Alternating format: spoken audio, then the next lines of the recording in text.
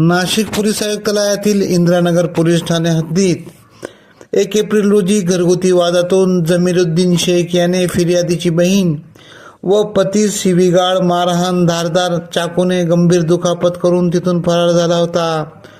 गुन्हा दाखल होताच नाशिक गुन्हे शाखा युनिट क्रमांक 2च्या पोलीस अंमलदारांनी गोपनीय माहितीवरून नाशिक रोडच्या सुंदरपाटा येथे जात मनपा शाळेसमोरील पोलीस चौकीजवळून जमीरुद्दीन शेख वय 40 राहणार सुंदरपाटा नाशिक रोड यास ताब्यात घेत पुढील कारवाई कामे मुंबई नाका पोलीस ठाण्याच्या ताब्यात देण्यात आले.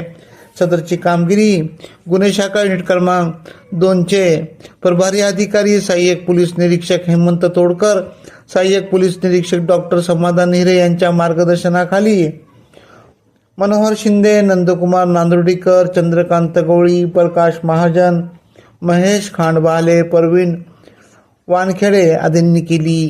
AKP न्यूजसाठी ब्युरो चीफ अनवर खान पठाण, नाशिक.